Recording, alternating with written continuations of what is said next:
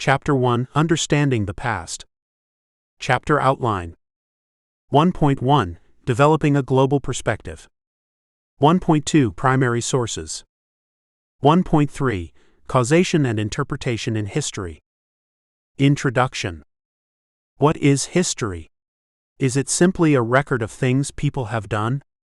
Is it what writer Maya Angelou suggested, a way to meet the pain of the past and overcome it? Or is it, as Winston Churchill said, a chronicle by the victors, an interpretation by those who write it? History is all this and more. Above all else, it is a path to knowing why we are the way we are, all our greatness, all our faults, and therefore a means for us to understand ourselves and change for the better. But history serves this function only if it is a true reflection of the past. It cannot be a way to mask the darker parts of human nature, nor a way to justify acts of previous generations. It is the historian's task to paint as clear a picture as sources will allow. Will history ever be a perfect telling of the human tale? No. There are voices we may never hear.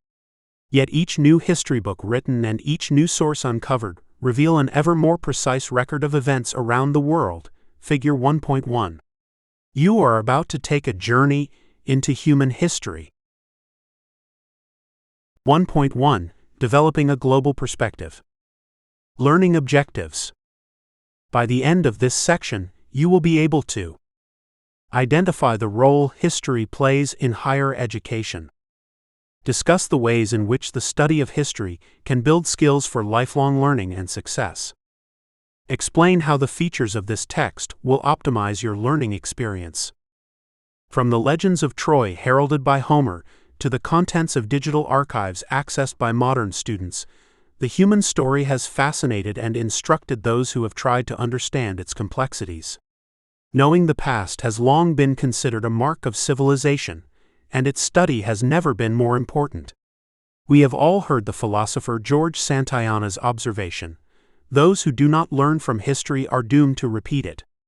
Yet because history is an ever-changing collection of events influenced and shaped by a variety of causes and outcomes, it never truly repeats at all.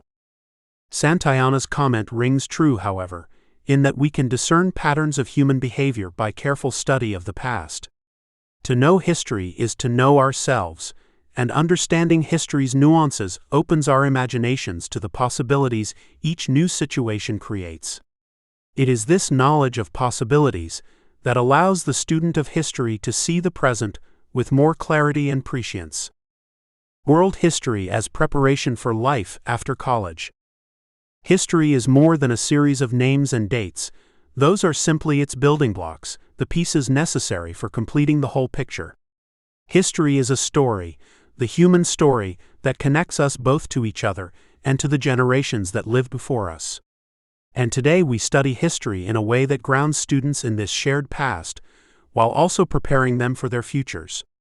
The liberal arts are intended to help students find fulfillment, to better themselves and their communities through meaningful self-reflection and development.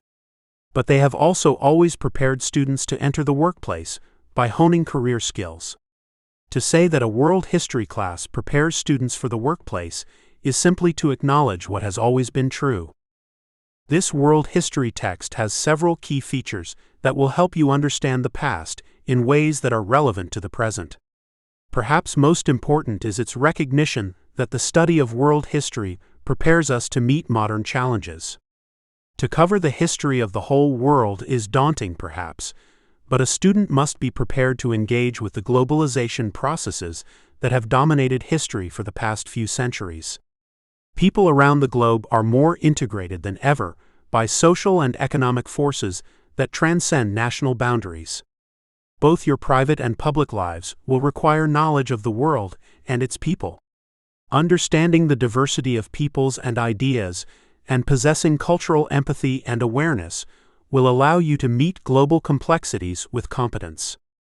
The study of history will also enhance your critical thinking and analytical ability, both of which consistently appear among the top 10 skills desired by employers. Figure 1.2. Other skills that have become increasingly important include adaptive thinking, social intelligence, cross-cultural competency, and media literacy. This final skill is critical to modern workplaces. History teaches students how to assess and analyze the material they are reading, as well as how to develop and present content in a meaningful and persuasive way. It also hones a creative mindset that is flexible and open to interpretations and ideas outside our own worldview. Without question, skills such as critical thinking, analysis, and creativity are developed best through the study of history. Historians must be truly multidisciplinary in the sense that they observe and gather as much information as they can, and then interpret that data with the aim of drawing conclusions. The historian also must be a creative thinker because the source material, the data, is human, making it the most complex data imaginable. Historical data is as diverse as the people who make it, and it might be everything from the edicts of kings to the tunes played by street musicians. Historians must also be effective communicators. Who cares about a story nobody reads or a product nobody buys?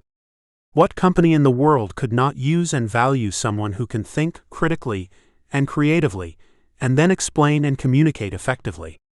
Historical thinking also provides students with a stronger sense of self, with avenues to explore human existence, and with the skills necessary to navigate the complexity of their world and future workplaces. This text and its assessment questions will encourage you to analyze large amounts of information, to understand a myriad of concepts, and to make connections across topics. Developing cultural awareness and empathy is also critically important, and studying world history is a way to ensure you have this necessary skill. The influential job site Indeed.com says, "In our workplaces, in our world, we are a diverse people." Cultural competence is increasingly important as our means of communication and collaboration in working environments evolve. Learning how to respect, communicate, and collaborate with an increasingly diverse work culture is crucial to optimizing a company's efficiency and productivity. World history and global citizenship. The study of world history recognizes the integrated nature of modern life and prepares students for diverse global workplaces. Knowing about the world will prepare you to be a global citizen, someone who may reside in only one nation, but who self-identifies as part of the larger world community. Issues in need of solutions like climate change, social justice, and human rights are global in scale. You must know the world to be the change it needs. How do you fit in the global environment? What is your story, and how is it linked to that of others? In many ways, the idea of global citizenship emerged from the human wreckage of the two world wars. Beginning in 1948, the United Nations (UN) established a series of universal declarations that conceived of all people as deserving of human rights and dignity, Figure 1.3. 3 such declarations further affirmed the rights of women, Convention on the Elimination of All Forms of Discrimination Against Women, also known as CEDAW 1979, of children, the Declaration of the Rights of the Child 1959, and of people with disabilities, the Declaration on the Rights of Disabled Persons 1975. The UN regularly requires that member nations report on progress in these areas. Words and declarations help to create an ethos, a set of guiding principles. So, in addition to participating in global economies that transcend lines on a map, many in our world recognize that we have also agreed to a series of rights and obligations that do the same. A BBC poll in 2015-2016 surveyed 18 countries and found that more than half the respondents believed themselves to be global citizens. It also found that in times of prosperity, sentiments favoring a world community grow, while in times of strife, people tend to revert to more local national identities. Though no one can see the future, it is difficult to imagine turning the clock back on the processes of globalization. Whether you would like to be a global citizen of the world or not, understanding the world is essential. Features of this textbook. This text is a great place to begin your journey into the world's past. It has several features that will help you understand the history of world civilizations from the earliest time to the modern era. For clarity, it adopts a traditional chronological approach, proceeding from ancient to modern times. Each chapter features maps prominently and will help you frame world cultures in their geographic and historical context. You will engage with first-hand accounts of key people and events, including instances in which people's recollections of the same events might differ. And the text will highlight links between the past and the present to emphasize how earlier knowledge applies to our world.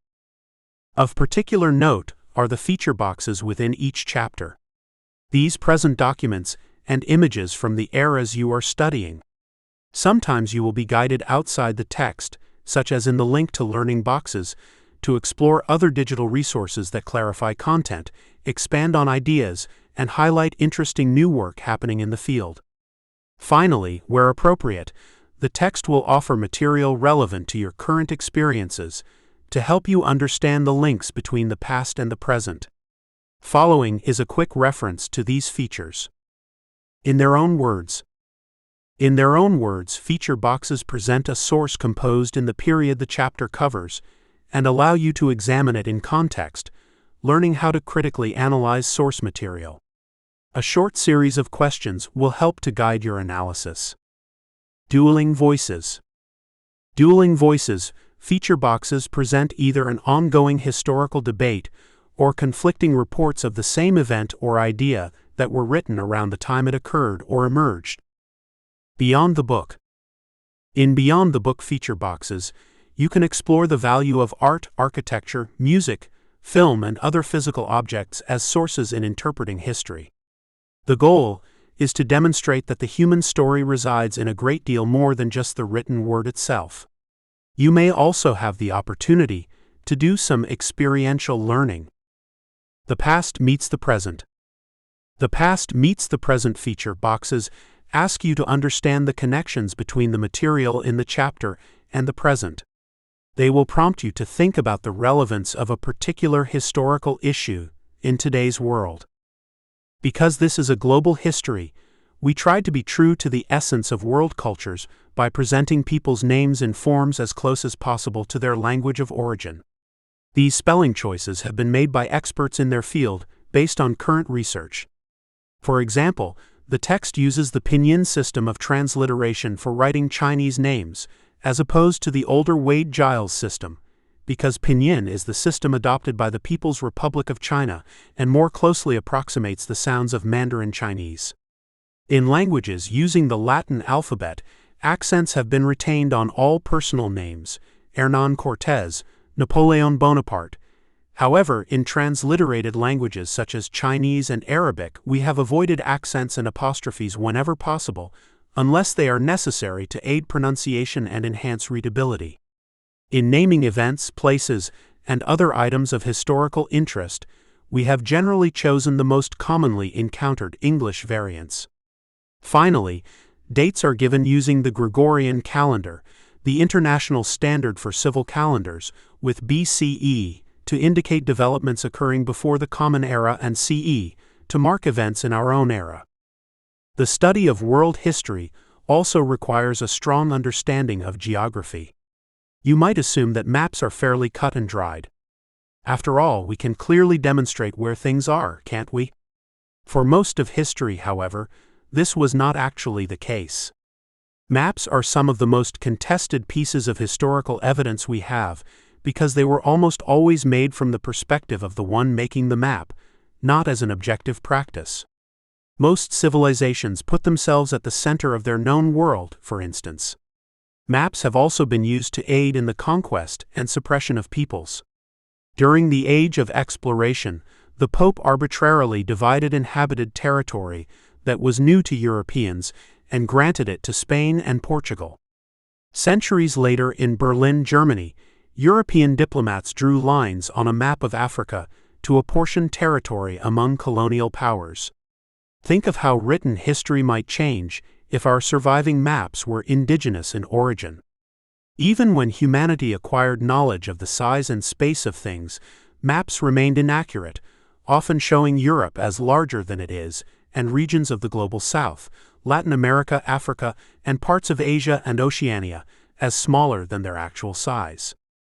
Maps also present challenges because some territories are claimed by more than one political entity. There are many examples in the distant past and even today of contested regions, such as Crimea and Taiwan, that can make presenting regional geographies difficult. Crimea is claimed by both Russia and Ukraine, and Taiwan claims independence while China considers Taiwan part of its territory. The text will highlight these regions as they arise in the human story, so you can explore geography's complexities.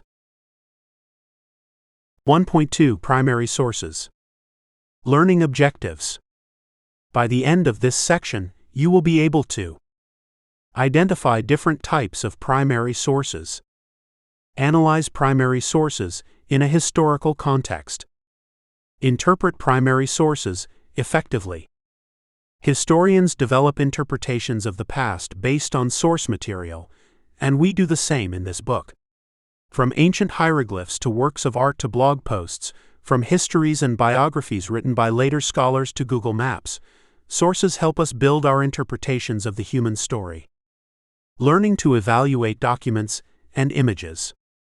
There are two main kinds of historical sources, primary and secondary. A primary source is a gateway to the past because it is an object or document that comes directly from the time period to which it refers.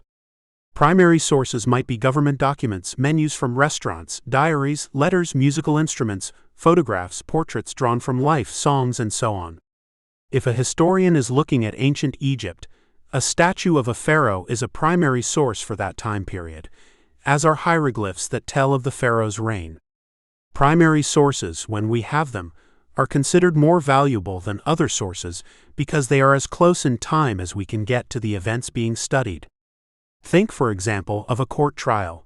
The ideal is to have the trial quickly so that witness testimony is fresher and therefore more reliable.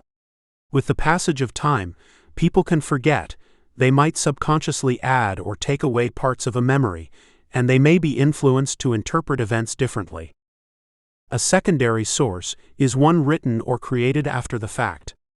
A 20th century biography of an Egyptian pharaoh is a secondary source, as are a map drawn in the 1960s to identify the battle sites of World War II, 1939 to 1945, and a museum curator's blog post about the artistic achievements of the Ming, 1368 to 1644. These types of scholarly sources are critical for the evolution of historical knowledge and are often the place students begin to form an understanding of past events. Secondary sources are useful for setting context and placing a topic in relationship to others of the same era. They also provide access to scholarly research based on primary sources for students whose access might be limited by language or geography. Good research requires both types of sources and some attention to historiography, which is the study of how other historians have already interpreted and written about the past. All primary sources are not equal. History technically begins with the advent of writing, when humans began to deliberately make records, and after that, to develop the idea that preserving the past was a worthwhile endeavor. This is not to say that there isn't anything valuable to be found in the oral histories of pre-literate societies, or in prehistoric cave paintings and archaeological artifacts. For historians, however, the written word is more accurate evidence for building narratives of the past. For example, imagine a modern magazine with a rock or pop star on the front, dressed for performance in a vibrant or provocative style. If that were the only piece of evidence that existed 500 years from now, how would historians interpret our era? Without context, interpretation of the past is quite difficult. Studying artifacts is certainly worthwhile, but text offers us greater clarity. Even if the cover of the magazine bore only a caption, like "Pop Star Rising to the Top of the Charts," future historians would have significantly more information than from the photo alone. However, even textual sources must be met with a critical eye. Fake news is not new, but the speed at which it travels today is unprecedented. We must investigate the full context of any source and look for corroboration. It takes time to develop the skills necessary to interpret primary sources. As an example, consider the act of reading a poem. You can read the surface of a poem, the literal meaning of the words presented. But that seldom reflects the true meaning the poet meant to convey. You must also look for nuances, hidden meanings, or repeated metaphors. We approach a primary source in a similar way. There are 4 key areas to consider when interpreting sources: the author, the audience, the intent, and the context. Here are some key questions to ask yourself when exploring a new source. 1. What kind of source is it? Government documents have a different purpose than personal diaries. A former president, commenting on a political issue, has a different view from a comedian doing the same. 2. Who authored the source and why? Is the author responsible for simply recording the information, or was the author involved in the event? Is the author reliable, or does the author have an agenda? 3. What is the historical context? How does the source relate to the events covered in the chapter?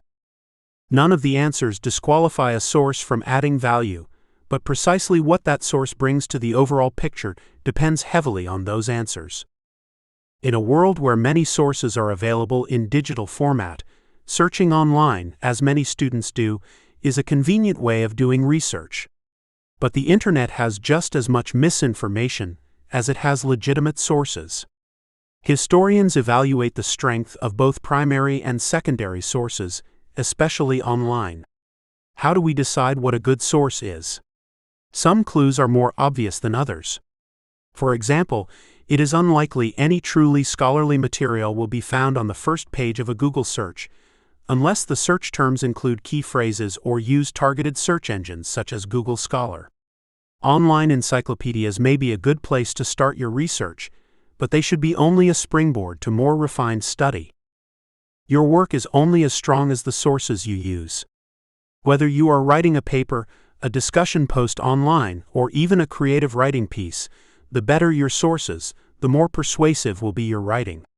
Sites like Wikipedia and Encyclopedia.com offer a quick view of content, but they will not give enough depth to allow for the critical thinking necessary to produce quality work. However, they are useful for introducing a topic with which you might not be familiar. And if you start with encyclopedic sources, you can often find pathways to better sources. They might spark new lines of inquiry, for instance, or have bibliographic information that can lead you to higher quality material. Always make sure you can tell who is producing the website. Is it a scholar, a museum, or a research organization? If so, there is a good chance the material is sound. Is the information cited? In other words, does the source tell you where it got the information? Are those sources in turn objective and reliable? Can you corroborate the site's information? This means doing some fact-checking. You should see whether other sources present similar data and whether your source fits into the narrative developed by other scholars. Does your school library list the site as a resource? Finally, if you are not sure, ask. Librarians work in online spaces too, and you can generally reach out to these experts with any questions. As you explore world history via this text, you will be asked many times to read and interpret primary sources. These will normally be set off as feature boxes, as noted earlier. Let's work through a few examples. The goal is to become more familiar with the types of questions you should ask of sources, as well as the variety of sources you will work with throughout the text. First, an image exercise. The following images are exterior and interior views of the Hagia Sophia in Istanbul, a wonder of the late antique world whose name means holy wisdom in Greek. Buildings and other material objects change as they are affected by historical events. Images of them can tell us much about those events and the people who enter or interact with them. The first set of images, Figure 1.4 and Figure 1.5, provide a likeness of the famous church at the time it was built, during the reign of the Byzantine Emperor Justinian I, 483–565 CE. The domed structure was unique for its engineering and stunning in its effect. Decorated with Greek iconography, the visual images and symbols used in a work of art, The basilica stood as an emblem of Justinian's power, the awesome nature of the Christian God, and the surviving wealth and stability of the East. Churches at the time were meant to inspire awe. Because most people could not read, stories of religious figures and events were told through highly decorative and symbolic images, and obedience and a desire to join a religious community could be motivated by the building's grandeur. As you study the renderings, reflect on the following questions. What are the key features of the building? What does it make you think about? What does it tell you about the period in which it was built? What would you think about it if you were a poor 6th century farmer, an urban merchant of some wealth, or a foreign leader? In 1453, nearly 1,000 years after the reign of Justinian, the city of Constantinople, now called Istanbul in present-day Turkey, was conquered by Muslim Turks. According to contemporary accounts of the conquest, when the Ottoman leader Sultan Mehmed II came to the Hagia Sophia, he recognized its beauty and saved it from destruction. To Muslims, the Christian God and the Muslim God are the same, so Mehmed made the church a mosque, following a long tradition in the Middle East of continuing the use of sacred spaces. Minarets, towers from which the Muslim call to prayer is issued, were added at the four corners of the building, and Arabic writing was placed beside the ancient Greek iconography. The second set of images, Figure 1.6 and Figure 1.7, show the Hagia Sophia as it stands today, having also been a museum and now serving as a mosque once again. The building tells a tale spanning hundreds of years and highlights many fascinating aspects of the region's history. But without the context, its meaning would be far less clear. Documentary sources, competing narratives. Textual or written, primary sources are considered the best possible resource for historians. They tend to offer both far more context and far more information than other types of sources, and sometimes clues about the writer's intent. But even they must be approached with method and scrutiny. We must evaluate the author, audience, intent, and context in order to accurately interpret a primary source document. Some questions you might ask about the author include the following: who wrote the piece and what is their background? What was important to the author? Why might the author have written what they did? In some cases, the answers will be fairly obvious. In others, a deeper inspection might reveal hidden motives. You must also take into account the planned audience for a document. For whom was it written? Was it meant to be public or private? Is it a letter to a friend or an essay submitted for publication? For a modern example, is it a text to a friend or to a mother? Texts will one day be a source for historians to use, but knowing who sent them and to whom will be essential to interpreting them correctly. For fun, search online using the term misinterpreted texts. In addition to considering the audience, you should think about the intent. Why was the document written? Was it intended to be a factual account of an event? Was it meant to persuade? Is it a complete falsification? Often people write things that present them in the best light rather than reveal weaknesses. Finally, you should reflect on the circumstances of the document's creation. Some questions you may want to ask include the following: what is the general time period of the document, and what was that time like? What was happening when the individual wrote the document? Was there any sort of intimidation or distress? Is it a time of war or peace? Is there religious conflict? Is there an economic crisis? A health crisis? A natural disaster? Could the writer have been fending off an attack or lobbying for one? Are we missing other perspectives or voices we would like to hear? The answers to these questions will shape your interpretation of the primary source and bring you closer to its true meaning.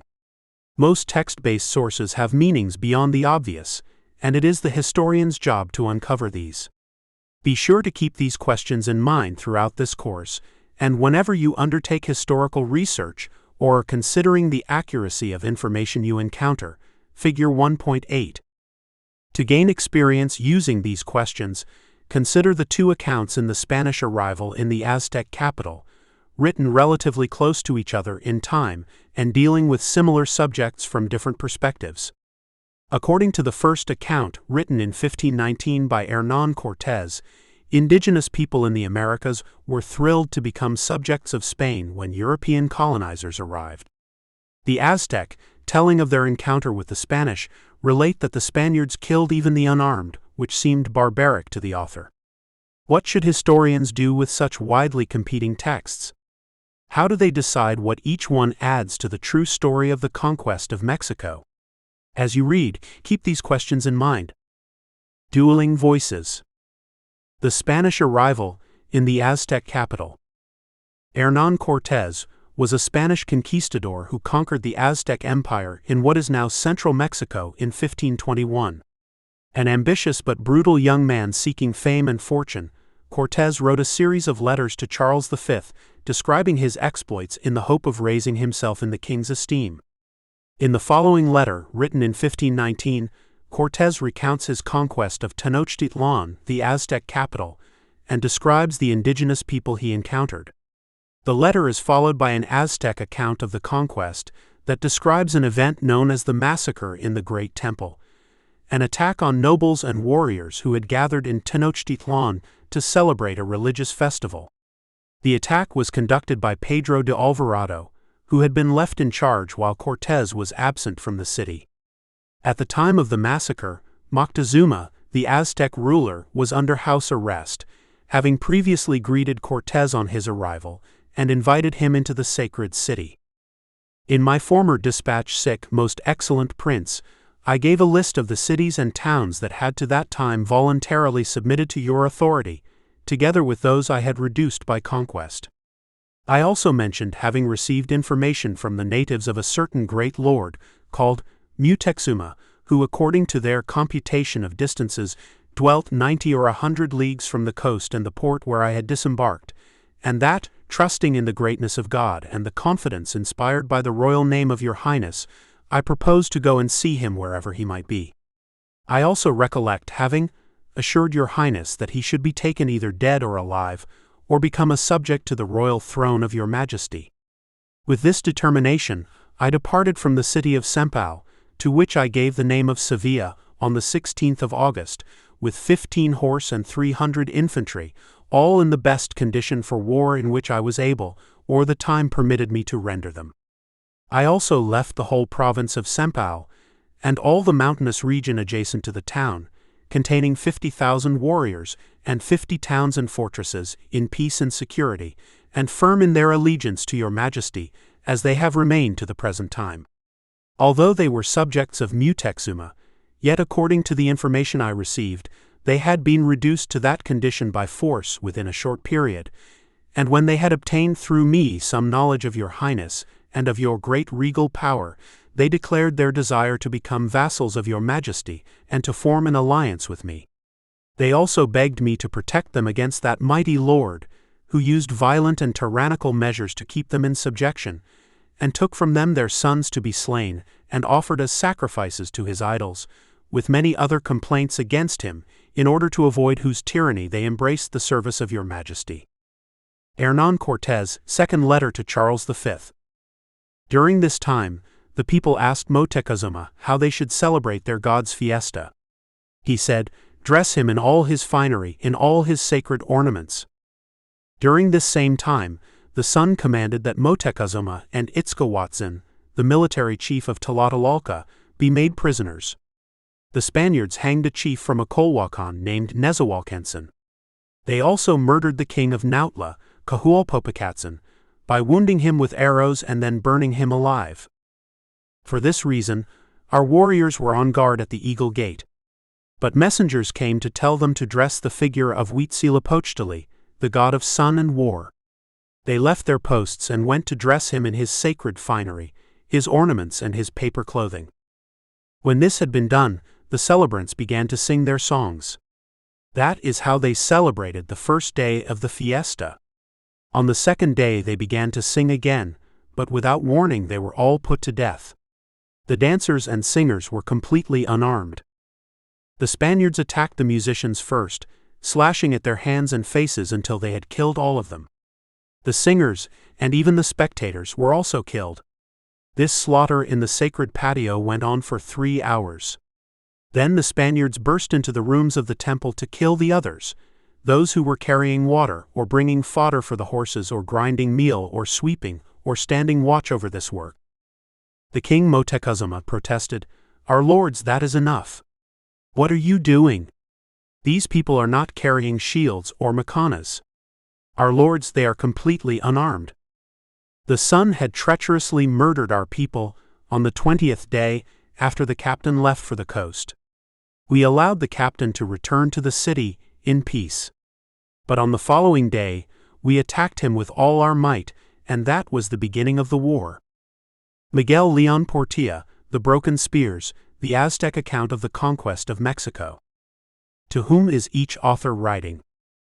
How do the author's different intentions affect what they wrote? One author was on the side of the victorious, and one among the vanquished. How does this context affect the tone of the writing? Textual sources, the importance of language. The different types of language used in a source are clues to its interpretation. Linguists call the use of language rhetoric. Rhetorical choices, decisions about the way words are used and put together, are often deliberate and intended to achieve a certain outcome. For example, think about the way you talk to a professor versus the way you talk to a friend. We must closely examine the rhetorical choices in any primary document to correctly interpret it. To practice this skill, consider President Roosevelt's famous speech in Roosevelt's Day of Infamy speech and the guiding questions that follow. In their own words, Roosevelt's Day of Infamy speech. The United States entered World War II in 1941 after the Japanese attacked Pearl Harbor, Figure 1.9, the naval base where the U.S. Pacific Fleet moored most of its vessels. It was a surprise attack that killed hundreds, devastated the base, and shocked the country. President Franklin D. Roosevelt went to Congress and asked for a declaration of war against Japan. The speech he gave, however, was about more than this request. Roosevelt used certain words to highlight that the attack was secret and calculated. He also suggested that God was on the side of the United States. As you read, pay special attention to the words Roosevelt uses. Can you pick out a few key rhetorical choices? Mr. Vice President, Mr. Speaker, members of the Senate and of the House of Representatives, yesterday, December 7, 1941, a date which will live in infamy, the United States of America was suddenly and deliberately attacked by naval and air forces of the Empire of Japan. The United States was at peace with that nation, and at the solicitation of Japan, was still in conversation with its government and its emperor, looking toward the maintenance of peace in the Pacific. Indeed, 1 hour after Japanese air squadrons had commenced bombing in the American island of Oahu, the Japanese ambassador to the United States and his colleague delivered to our Secretary of State a formal reply to a recent American message. And while this reply stated that it seemed useless to continue the existing diplomatic negotiations, it contained no threat or hint of war or of armed attack. It will be recorded that the distance of Hawaii from Japan makes it obvious that the attack was deliberately planned many days or even weeks ago. During the intervening time, the Japanese government has deliberately sought to deceive the United States by false statements and expressions of hope for continued peace. The attack yesterday on the Hawaiian Islands has caused severe damage to American naval and military forces. I regret to tell you that very many American lives have been lost. In addition, American ships have been reported torpedoed on the high seas between San Francisco and Honolulu. Yesterday, the Japanese government also launched an attack against Malaya. Last night, Japanese forces attacked Hong Kong. Last night, Japanese forces attacked Guam. Last night, Japanese forces attacked the Philippine Islands. Last night, the Japanese attacked Wake Island. And this morning, the Japanese attacked Midway Island. Japan has therefore undertaken a surprise offensive extending throughout the Pacific area. The facts of yesterday and today speak for themselves. The people of the United States have already formed their opinions and well understand the implications to the very life and safety of our nation.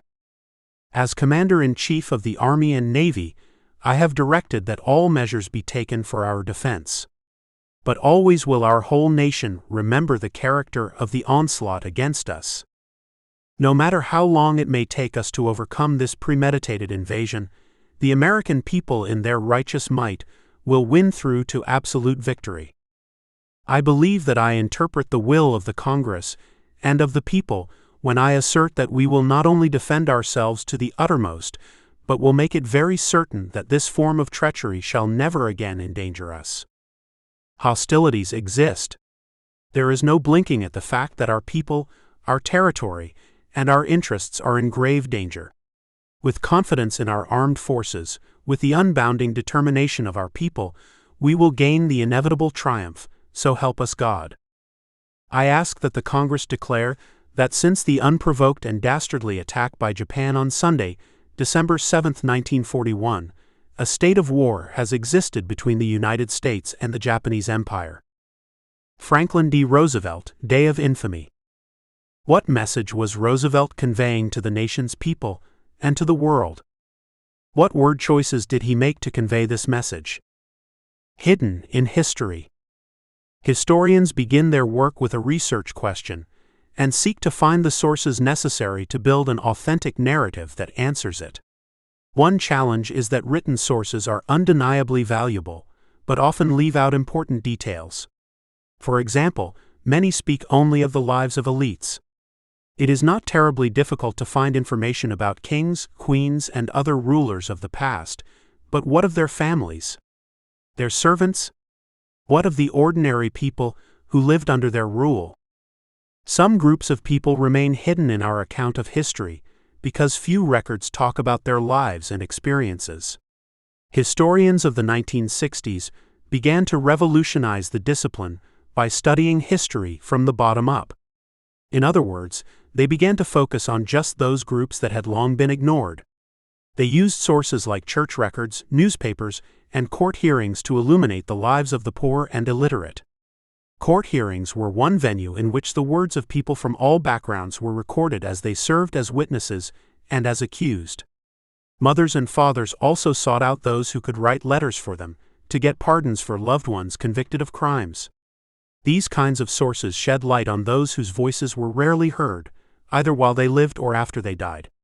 Great strides have been made in the field of social history, which looks beyond politics to the everyday aspects of life in the past. But it remains difficult, lacking records, to represent women, the poor, and minority communities on an equal footing with those who have traditionally held power. These kinds of limitations can also apply to regions of the world. Civilizations with long-standing and abundant historical documents often have more complete histories than others. Much is known, for example, about European history and Chinese history, both of which have deep roots in the written word. Europe, after all, had Herodotus, and China had Sima Qian. Herodotus, who lived in the 5th century BCE, is called the father of history in the West. He wrote the history of the Greco-Persian Wars. Sima Qian, born in the middle of the 2nd century BCE, is referred to in China as the father of history for his work Records of the Grand Historian, a sweeping history of the Han Dynasty. The Middle East and India also have rich textual histories. In Africa and Latin America, the historical record is less full. In the case of Latin America, the historical record was significantly altered when the Europeans arrived. Believing that much of the writing of indigenous people that they found spoke of a religion and culture they meant to replace, the conquerors deliberately destroyed it. Writing Africa's history is complicated by both its size and its diversity, as well as its colonial past. Due to the extremes of climate, surviving written documents and even archaeological evidence are not easily found, and what exists of written history is often tainted by the bias of the colonial observers who wrote it. New scholarship is emerging in both regions, generated by historians who look with fresh eyes and seek to understand history as it was. To gain some insight into the way history is relevant to the present, read Chinua Achebe on the value of indigenous history and consider the questions posed.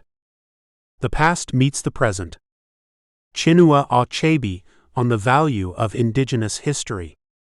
The following is an interview with the noted Nigerian novelist Chinua Achebe, 1930 to 2013, in The Atlantic.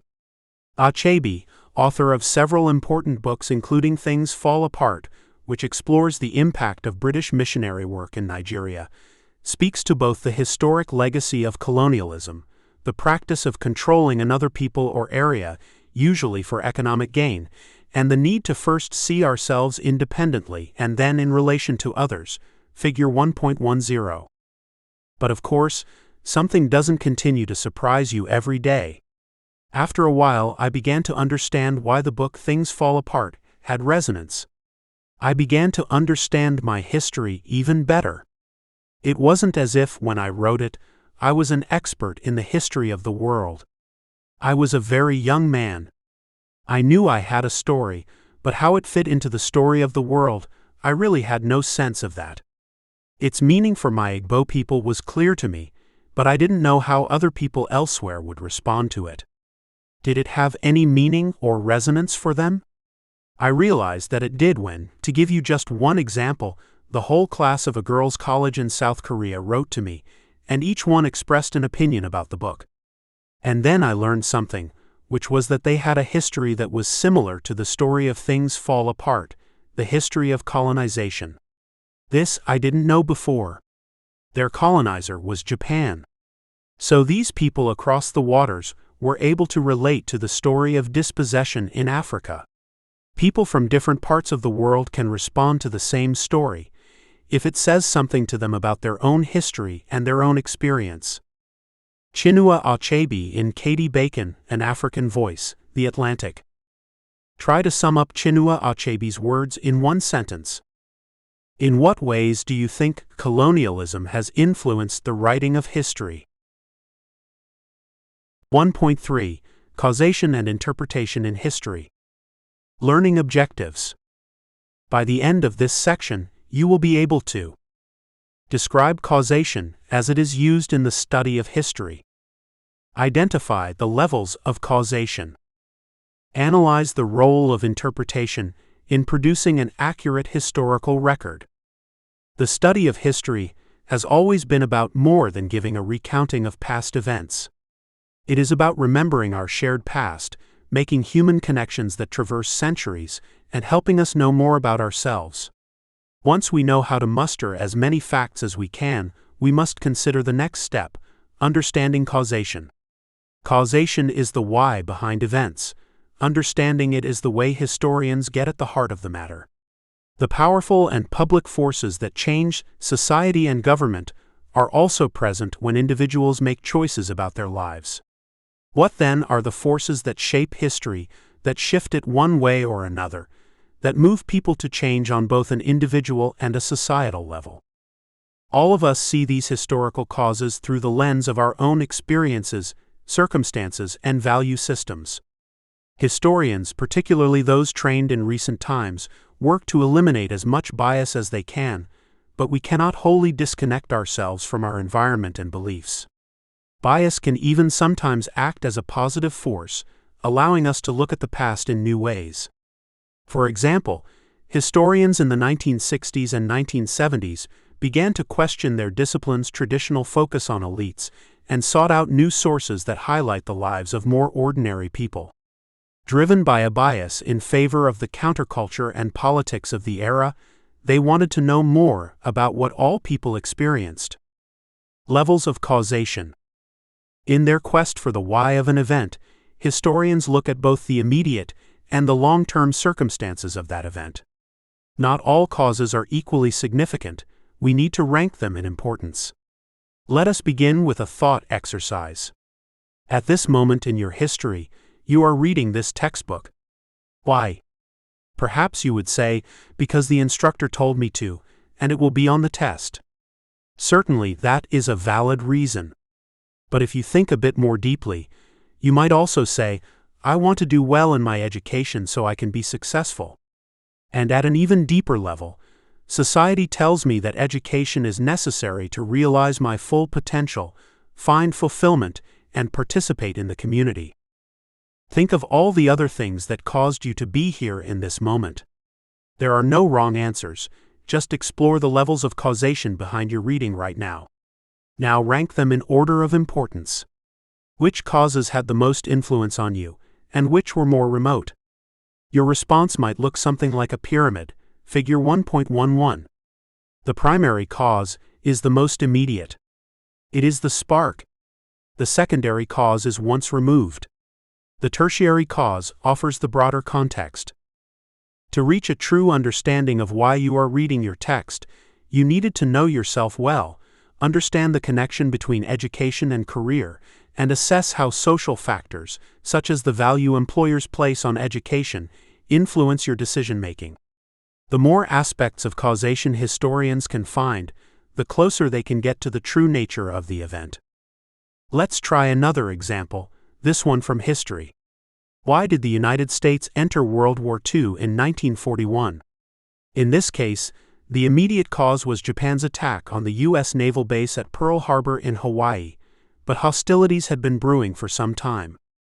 The President of the United States, Franklin Roosevelt, had been looking for ways to help the British fend off a potential German invasion, and Japan and the United States had long-standing issues over the use of power in the Pacific, figure 1.12.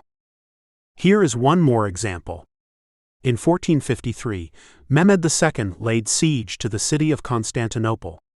Why? Mehmed II was the leader of the Ottoman Empire, the Sultan. He had been badly treated by his father, and when he ascended the throne, he felt he had something to prove. The Ottomans had tried several times to take Constantinople because it lay at the crossroads of many civilizations.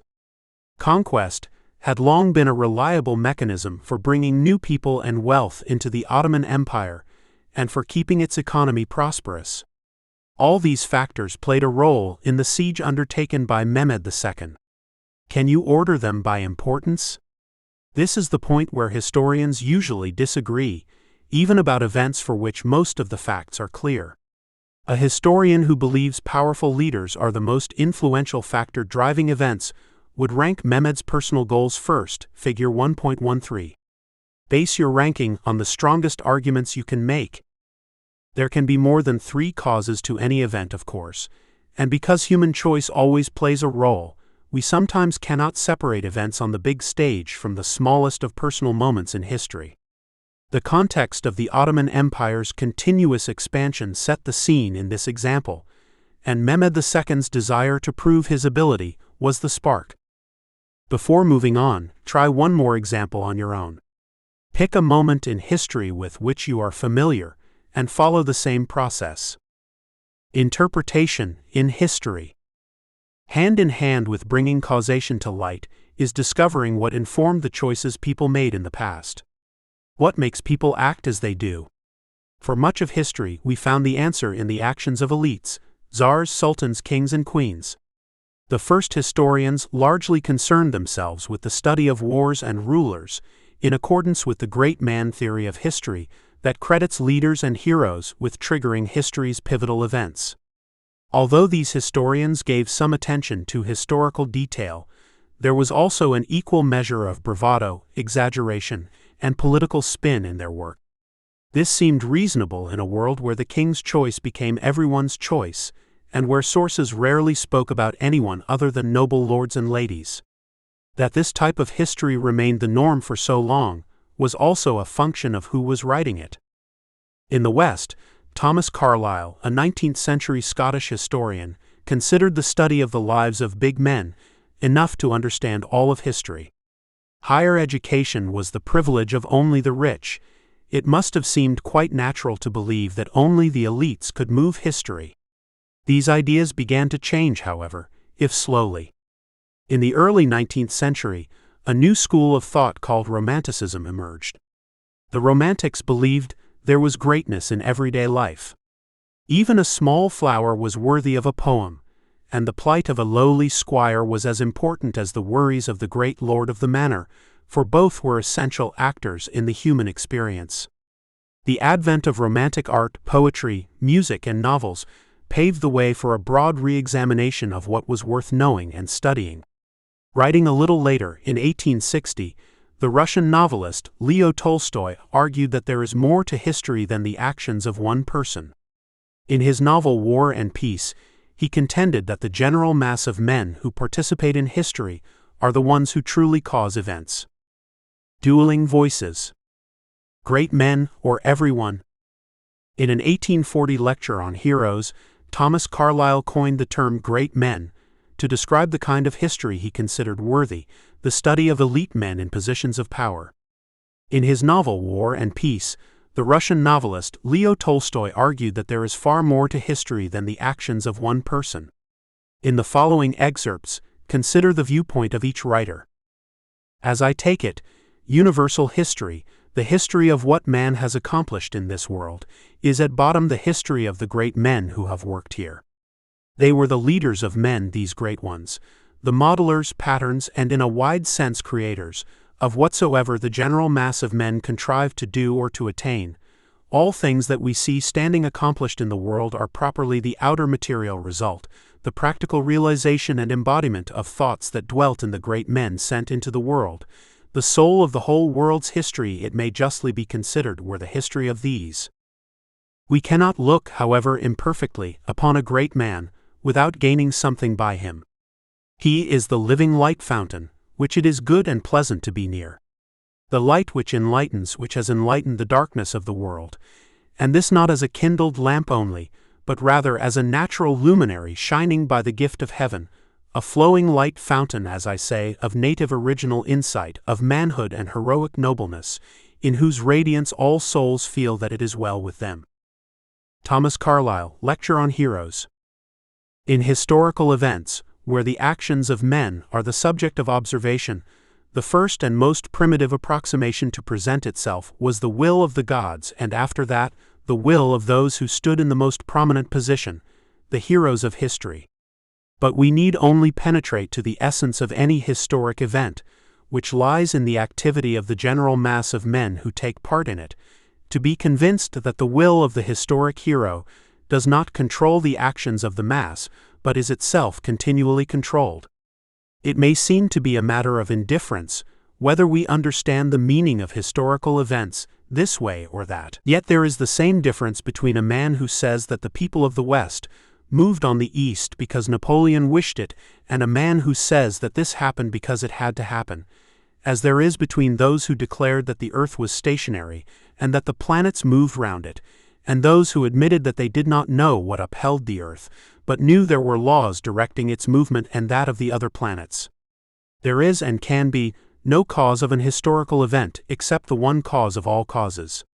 But there are laws directing events, and some of these laws are known to us while we are conscious of others we cannot comprehend.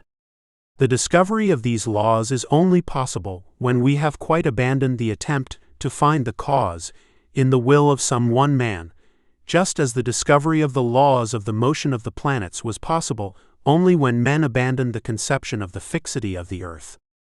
Leo Tolstoy, War and Peace. Which kind of history do you prefer, the great mankind or what we might call the everyone kind? Why? Whose argument is more convincing, Carlyle's or Tolstoy's? Why? While on one hand historians began to look at people of the lower classes as more integral to the human story, history as a discipline became dominated by the same set of colonial powers that were conquering much of the globe in the 19th century. Therefore, two divergent streams of thought were operating simultaneously, and the picture of history both expanded in terms of class and contracted in terms of diversity. One of the early European schools of thought was progressive history, which viewed history as a straight line to a specific destination. Historians with this progressive view believed societies were becoming more democratic over time, and that the advance of republican governments was inevitable. Their perspective might also be considered a form of teleological history, which proposes that history is moving to a particular end, a culmination of the human experience. Progressive historians believed in the betterment of people and of society, so long as it occurred on a European model. Progress looked only one way, the Western way. Consider what Chinua Achebe, quoted in Chinua Achebe, on the value of indigenous history would have said about European democracy and republicanism. In the 20th century, particularly after World War I, the idea of inevitable human progress seemed laughable. People grew more willing to question the authority of elites because these leaders were of little help once war began. Historians became more interested in the irrational aspects of the human condition, the psychology behind people's choices. This is one reason for the rise of contemporary intellectual history, which looks at the ideas that drive people to make certain choices and focuses on philosophical questions and the history of human thought. The counterculture of the 1960s in the West deepened people's desire to challenge existing norms, such as the lack of rights for women and for racial minorities. The field of social history, guided by the concept that history is made by all people and not just elites, became much more important during this period, figure 1.14. In this context, young historians and sociologists began to develop new ideas. In their 1966 book The Social Construction of Reality, for example, sociologists Peter Berger and Thomas Luckman argued that our belief systems are informed by social constructs, ideas that have been created and accepted by the people in a society, such as the concepts of class distinction and gender. Social constructs influence the ways people think and behave. To understand history, you must understand the social construction of reality, which is the way people define roles and perceive themselves within a social context. Consider our earlier thought exercise. You believe education is important. Why? Who has said that to you in the past? How did you come to believe it? In other words, what is your social construction of education, and where did it come from? Social constructs exist everywhere and inform many decisions we make, often on a subconscious level. For example, consider the following questions. 1. What do you buy a 5-year-old girl for her birthday? What do you buy for a boy the same age? What influenced your decision? 2. What would you wear to a job interview? What would you wear to a party? Why? 3. To which person standing at the front of a classroom would you give more respect, a woman dressed in a tailored suit or a man wearing jeans and a t-shirt? Why? In addition to examining reality as socially constructed, 20th century historians made interpretations through the lenses of Marxism, which considers history to be driven by class struggle, women's history, now usually referred to in the context of gender history, which sees history as driven by power differences between men and women, and post-colonialism, which focuses on the history of places formerly occupied by colonial powers. In the process we call revisionism, each additional lens revised the great man's story of history, adding new key players and viewpoints. Let us look at one more example. How would each school of historical thought approach the story of colonial Latin America between the Spanish conquest that began in 1493 and the independence movements of the 1820s? The progressive historian might explore the growth of democratic legal systems or people's increased interest in republican forms of government. The intellectual historian might consider the indigenous literature and philosophy of the period. The social historian would look at what conquered people ate, how they worked, and what they looked for in marriage partners. A Marxist historian would examine unfair labor practices and moments of class conflict, like rebellion or riot. The gender historian would focus on the role that social constructs of gender played in the lives of people in the past. And the post-colonialist would highlight why aspects of colonialism, such as racism and poverty, remain influential after independence. All these interpretive elements help us weave a more complete picture of the past. The variety of interpretations open to historians also helps us put in the final piece, which is the practice of historical empathy, the ability to meet the past on its own terms and without judgment or the imposition of our own modern-day attitudes. To fully embrace the study of the past, the student of history must be able to set aside the assumptions of the modern era. Everyone has a set of biases, generated by the people who influence our lives, and the experiences that shape who we become. Historians must spend the time necessary to investigate these biases and understand how they affect their interpretations. It is not the historian's job to pass judgment on the past, but to present it as clearly as possible and to preserve that clarity for future generations. This may mean reflecting impartially on historical positions, attitudes, or decisions we might find abhorrent as viewed from today's world. However, the more strands of history we can investigate and bring together, the more accurate the picture will be. And there is still much work to be done. For example, recent and ongoing research into LGBTQ+ studies, indigenous studies, and the history of the Global South will continue to sharpen our image of the past. The bottom line is that interpretation plays a central role in the field of history. And changes in our interpretation increase the number of ways we can get a clearer picture of those who lived before us. The danger lies in using only one lens. Yes, historians choose some causes as more important than others, but only after considering all the information available. Key terms: chronological approach. An approach to history that follows a timeline from ancient to modern. Global citizen. A person who sees themselves as responsible to a world community rather than only a national one. Great man theory. The view that it is enough to study the deeds and impact of important leaders to paint an accurate picture of the past. Historical empathy. The ability to see the past on its own terms, without judgment or the imposition of our own modern-day attitudes. Historiography. The study of how historians have already interpreted the past. Iconography. The use of images and symbols in art. Intellectual history. The history of ideas, which looks at the philosophies that drive people to make certain choices. Primary cause. The most immediate reason an event occurred. Primary source. A document, object, or other source material from the time period under study. Progressive history. A school of thought that views history as a straight line to a specific and more democratic destination. Revisionism. The process of altering our interpretation of historical events by adding new elements and perspectives. Rhetoric. The way words are used and put together in speaking or writing. Secondary source.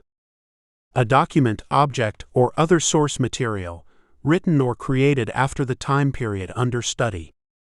Social constructs. Ideas such as class and gender, created and accepted by the people in a society that influence the way they think and behave. Social history. A field of history that looks at all classes and categories of people, not just elites. Section Summary. 1.1 Developing a Global Perspective. Knowing the past, the human story, has long been considered a mark of civilization, and its study has never been more important. The study of world history provides the skills necessary to meet global workforce needs, while at the same time developing a sense of self and place in our global community. You will gain critical thinking and analysis skills that will help you fulfill the role of a global citizen in our interconnected world. This text will help you approach history with an open mind, and it will engage you in meaningful ways, often highlighting content that remains relevant in today's society. 1.2 Primary sources. Primary sources are the first-hand evidence with which historians form a foundation of knowledge of the past. Interpreting them requires attention to four key areas: the author, the audience, the intent, and the context. Secondary sources offer valuable starting points for inquiry and context, but students must be aware of any bias they contain. Despite the efforts of generations of historians, there are still people and regions we do not know much about. We must hope that new generations of historians will continue to hone our interpretation of the past. 1.3 Causation and Interpretation in History. The historian's main job is to discover why history happened as it did. What caused the events that have shaped our shared human past?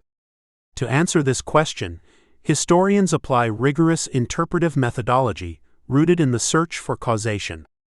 They study events for both immediate causation and contributing factors, while avoiding judgment and remaining open to revision. You now have the tools you need to fully engage with the material in this text and begin your journey into the human past.